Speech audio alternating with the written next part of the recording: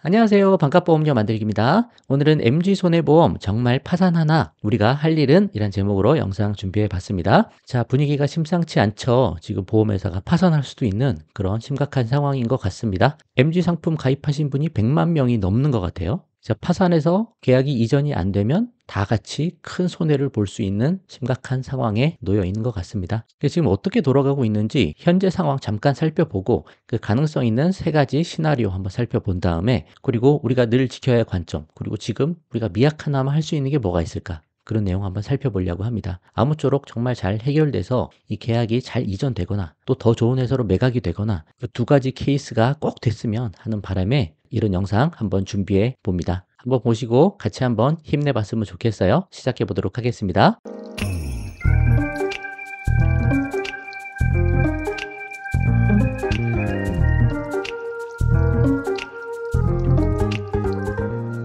자, 현재 상황 MG손보 경영공시 한번 찾아볼 수 있습니다. 홈페이지 들어가서 경영공시 들어가시면 2024년 3분기 것까지 볼 수 있어요. 그래서 가장 최신 거 한번 가져와 봤습니다. 보니까 지급 여력 비율이 나오죠. 보험금을 다 지급할 수 있을 만큼의 자본이 충분히 준비가 돼 있느냐. 100%돼 있으면 보험금 청구 다 해도 다 지급할 수 있는 상황인데, 지금 2024년 1분기, 2분기, 3분기 봤을 때 50%대, 40%대 이 정도 나오고 있습니다.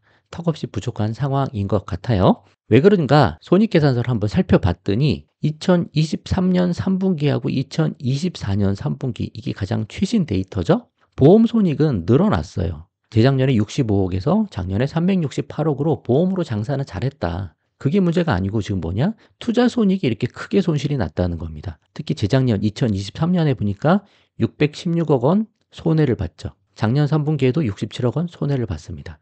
보험 상품으로는 흑자를 봤는데 투자 쪽에서 대규모 손실이 일어났다. 아무리 보험 가입할 때 지급 여력 비율 잘 보고, 그리고 부지급률 살펴서 보험회사 괜찮은지 살펴도 이렇게 자체적으로 투자해서 큰 손실이 나서 회사가 파산으로 가버리면 대응할 수 있는 방법이 없어요. 문제가 될 것 같으면 금융당국이 상품을 못 팔게 하든지 관리를 철저하게 계속 하든지. 왜냐하면 보험 상품이 너무 중요한 거니까. 우리 미래를 담보해서 미리 가입하는 거잖아요. 근데 그 계약이 날아갈 수도 있으면 이거 얼마나 치명타예요? 관리가 똑바로 돼야 된다, 사실은. 참 안타까운 상황입니다. 이런 상황이다라는 거 좀 이해를 하시면 좋을 것 같고요. 그래서 현재 상황을 다시 매물 상태로 나왔죠. 현재까지 5차례 매각이 무산돼서 최근에 메리츠 화재가 인수를 결국 포기했다고 합니다. 노조랑도 문제가 있는 것 같고 조율이 잘 안 되나 봐요. 그럼 어떻게 되냐, 이제는 향후 진행 가능성 크게 한 세 가지 정도로 볼 수 있을 것 같습니다. 첫 번째, 제3회사, 또 다른 회사에 매각을 하는 거. 가장 좋죠. 아니면 우리 계약이라도 다 이전을 시켜주는 거. 이게 베스트 시나리오인데, 이 보험업법 보면 보험회사는 보험계약의 전부를 포괄하여 다른 보험회사에 이전할 수 있다 라고 해서 계약 이전 관련한 내용이 나옵니다. 다만 보험회사는 보험계약의 전부를 이전하는 경우에 이전할 보험계약에 관하여 이전 계약의 내용으로 다음 각 호의 사항을 정할 수 있다. 보험금액의 삭감과 장래 보험료의 감액, 계약 조항의 변경. 그러니까 계약이 이전이 되더라도 우리 계약 내용이 좀 변경될 수는 있어요.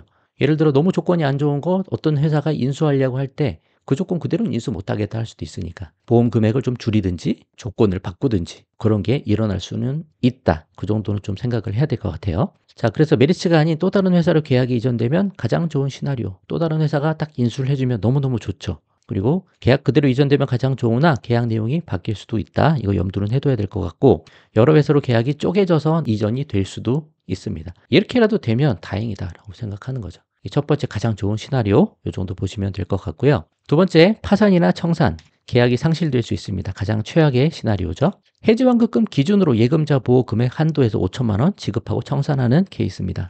보험 증권 같은 거 보면 이렇게 나와 있어요. 예금자 보호법이 써 있고, 이 보험 계약은 예금자 보호법에 따라 예금보험공사가 보호하되 쭉 나와 있고, 상품의 해지 환급금의 기타 지급금을 합해서 최고 5천만 원까지. 초과하는 금액은 보호하지 않는다. 이렇게 돼 있죠. 근데 우리 대부분 가입하는 게 뭐예요? 순수보장형, 무해지환급형이죠. 해지환급금이 납입 중간에는 없거나 적습니다. 그러면 거의 못 돌려받는다. 그래서 이렇게 됐을 때 MG손보에 가입한 100만 명이 넘는 보험 가입자의 큰 피해가 예상이 된다라는 거죠. 이렇게 되면 어떻게 돼요? 결국 보험업 자체에 대한 전반적인 불신이 커질 수밖에 없습니다. 지금 국가도 어렵고 정부도 어렵고 은행이랑 보험 같은 것만큼은 좀 잘 지켜주면 좋은데, 관리 감독이 잘 되면 좋은데 그렇게 안 됐으니까 이렇게 되면 자꾸 보험을 가입 안 하려고 할 수도 있죠. 그래서 더 많은 비용이 나중에 나오게 될 수도 있고 여러 가지 문제가 생겨날 수 있다. 요것만큼은 안 갔으면 좋겠는데 이렇게 쉽지는 않은, 녹록치 않은 상황인 걸로 보이긴 합니다. 마지막으로 적립금융회사 하나 설립해서 계약을 거기서 이전한 다음에 거기서 관리하는 거. 여기 보시면 좀 복잡한데 예금보호공사에서 회사를 하나 설립을 해서 이 계약들을 여기에 이전한다는 거예요. 여기서 관리를 좀 하고 있다가 좋은 매각 대상이 나오면 그쪽에 매각하는 방식으로 그렇게 갈 수도 있다라고 예금자보호법에 보면 이렇게 나와 있습니다. 최후의 보루로 지켜볼 일인데 이것도 그렇게 녹록지는 않은 것 같아요. 현재로서는 파산 및 청산 시나리오가 가장 높다라고 계속 언론에 이렇게 나오고 있습니다.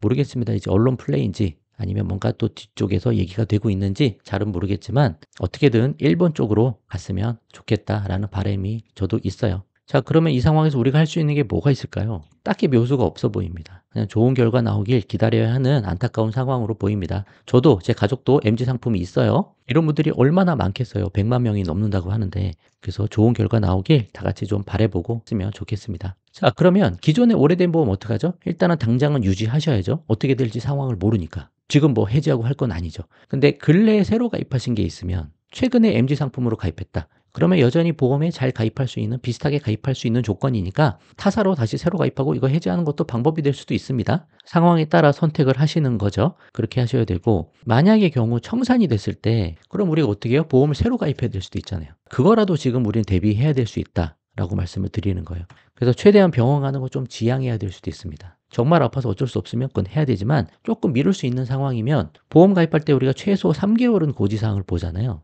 그래서 병원 가는 거 좀 지양할 수 있으면 하는 것도 좋다. 그나마 우리가 할 수 있는 게 이런 거예요. 그리고 보험금 청구할 거 있으면 일단 뒤로 미루고 보는 거죠. 일단 명목상 특별히 보험 사고가 없으면 소멸시효가 3년이니까 3년 내에 청구하시면 되니까 일단은 다 뒤로 미루자. 왜냐? 지금 보험금 청구했다가 다른 회사 상품 하나 가입하려고 할 때 이 회사가 내가 기존에 보험금 청구한 거, 딴 회사에서 한 것까지 알 수 있다는 거예요. 그래서 이 두 가지는 우리가 좀 기억하고 조심을 해야 되는 거 아닌가 그런 생각까지는 좀 해봅니다. 자, 그래서 이런 사태를 봤을 때 우리가 늘 지켜야 할 관점 한번 더 생각을 해보는 거예요. 앞으로도 우리가 뭐 보험을 유지하고 가입하고 할 수도 있으니까. 자, 한 회사에 올인하지 말자 계속 말씀드립니다. 보험을 두 개로 나눠야 돼요. 암진단비 같은 경우도 가장 중요한 보험이니까 5천으로 우리가 가입할 때도 3천, 2천 쪼개는 게 중요할 수 있다. 그죠? 만약의 사태에 대비하려고 하는 거예요.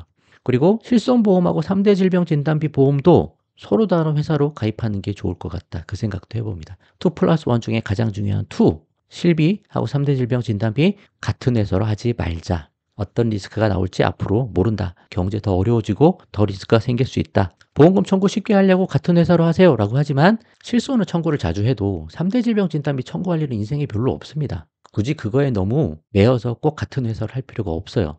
가장 중요한 보험 두 가지를 각기 다른 회사로 하고 대형사 하나, 중소형사 하나씩 가져가는 것도 괜찮을 수도 있습니다. 이건 뭐 장단점이 있고 뭐가 옳은지 사실 모르겠지만 중소형사는 이렇게 파산할 수 있는 위험이 항상 있을 수 있고 대형사는 파산은 하지 않지만 보험금 청구할 때 지급이 조금 어려울 수 있습니다. 부지급률이 높아요. 미세하게나마. 근데 이 부지급률도 사실 우리가 믿을 수는 없는 건 수많은 청구 케이스를 평균화낸 거거든요. 그럼 작은 금액, 소액 건수가 너무너무 많고 고액 청구 건수는 작겠죠. 고액 청구 건수가 보험회사가 지급을 하냐 마냐 그게 중요한 건데 이거에 대한 데이터는 없어요. 그래서 소액 청구 건수 많은 걸로 이게 덮여서 감춰 있을 수 있다. 그럼에도 불구하고 대형사가 부지급률이 중소형사보다는 높으니까 이것도 뭐가 옳고 그런 거 알 수는 없습니다만 이렇게라도 한번 해보는 것도 방법이 될 수도 있다. 이런 관점은 앞으로도 우리가 항상 유지하고 견지를 해야 될 것 같다. 이번 사태를 보면서 다시 한번 더 느낍니다.